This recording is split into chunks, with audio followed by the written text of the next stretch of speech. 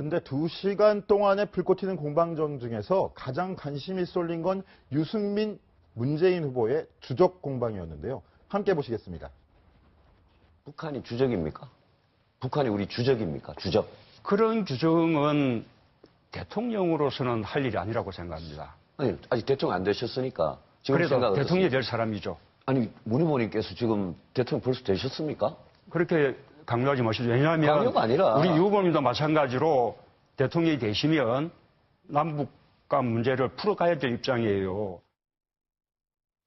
예, 대통령 될 사람이 할 말이 아니다 이렇게 얘기했는데 이현수 기자 어떻게 네. 보셨습니까?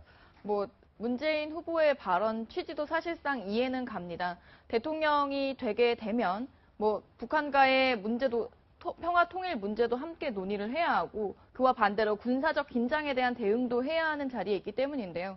그러나 대통령이란 자리가 사실 대통령 외에도 군 통수권자란 의미가 있는데 그런 입장에서 봤을 때는 이 주적에 대한 표현을 이렇게 계속 말할 수 없다. 대통령 될 사람은 이런 말을 하면 안 된다라기보단 조금 더 우회적으로 위트 있게 대답할 수 있지 않았을까라는 아쉬움도 남습니다. 그런데 제 생각으로는요.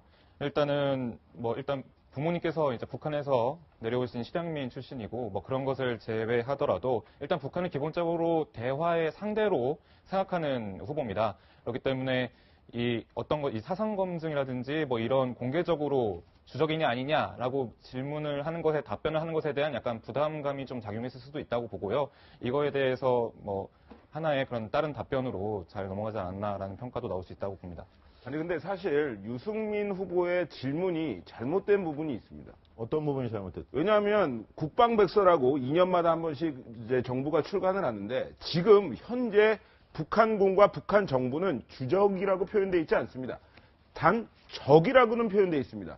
1994년부터 2000년도까지는 주적이라는 말을 썼던 것이 맞습니다. 하지만 2004년부터 2009년까지는 그것이 위협으로 바뀌었고 2010년, 그러니까 2010년부터 최근 발행된 2016년 국방백서를 보면 적이라는 말만 돼 있습니다. 그렇기 때문에 유 후보가 말한 주적이라고 하는데 넌 어떻게 생각하냐? 이것은 질문이 잘못되어 있었던 것이고 그것을 그런데 문재인 후보 같은 경우에도 좀 그것을 공부를 조금 더 했다면 국방백서는 그렇게 말하지 않았다. 이렇게 말을 했을 텐데 그 부분은 좀 안타까운 부분입니다. 그런데 최석호 기자, 적이랑 주적이랑 차이는 뭡니까? 국방백서에는 적이라고 명시가 돼 있고 그리고 문재인 후보가 그렇게 느낀다면은 국방백서에 적이라고 표현되어 있다면 예. 문재인 후보 자체가 적인 건 맞다 이렇게 얘기할 수 있는 거 아닌가요? 그러니까 그것에 대해서 후보라고 해도 모든 걸 알고 있을 수는 없습니다. 비서진들이나 다 해줄 수는 있겠지만 그런데 주적과 적이 뭐가 다르냐? 주된 적이 주적입니다. 그렇기 때문에 이 북한군을 이제는 대화의 상대로 봐야 한다는 것이 구야권의 움직임 아니었습니까? 그렇기 때문에 이것을 주된 적이는 우리랑은 대화 상대도 안 된다. 이러한 보수층 결집을 위한 표현 같은 경우에는 오히려 위험할 수 있다. 이러한 비난도 많이 나옵니다. 글쎄요, 저는 이게 적이 주적이 따로 있고 보조적이 따로 있는지는 모르겠는데 이거를 갖고 문제가 되고 있다는 것 자체도 좀 논란이 대상이 충분히 될 만한 내용이라고 해요. 생각이 됩니다. 강병규 기자, 근데 이명박 전 대통령 때도 주적이라는 표현을 안 썼다라는 이야기인데 다른 대통령들은 어땠습니까? 그러면? 네, 우선 이명박 전 대통령 시절을 따져보면요. 2010년도에 이 국방백서의 주적이라는 용어를 검토를 했다가 내부 반발로 이제 무산이 된 적이 있었습니다. 그리고 그 전에는 노무현 전 대통령이요.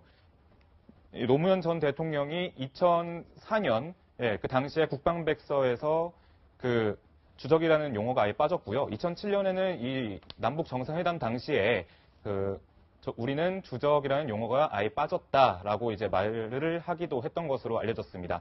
그리고 박근혜 전 대통령의 사례를 좀 들면요. 2005년 한나라당 대표 시절에 우리 군사적 주적 개념에 대해서 사용한 적이 있었습니다. 하지만 본인의 대통령 임기 내에서는 이 주적이라는 용어를 한 번도 사용한 적이 없었습니다. 네, 주적 논란이 계속되는데 문재인 후보는 오늘 지긋지긋한 색깔론이라며 반박했습니다. 들어보시겠습니다.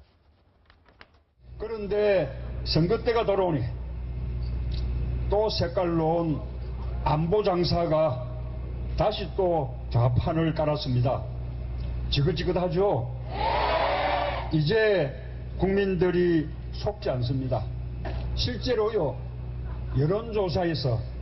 여론조사들 해보면 나라를 가장 잘 지킬 안보 후보 1위가 저 문재인으로 나옵니다. 그리고 여기도 두 분 계십니다만 가장 많은 군 장성들이 지지하는 후보도 저 문재인이다. 특수사 출신 저 문재인 앞에서 안보 얘기 꺼내지도 마라. 맞습니까? 네, 지금 문재인 후보 말대로 문재인 후보에 대해서 안보관 논란이 일었던 게 한두 번이 아니었는데요. 그동안 지지율에는 어떤 연동이 있었을까요? 이현수 기자, 네. 한번 알아봤죠? 네, 오늘 이 논란이 계속 이어졌습니다. 오늘 하루 종일 주적에 대한 포털 검색어는 물론이고요. 여러 당들이 다 집중 포화를 퍼부었는데요.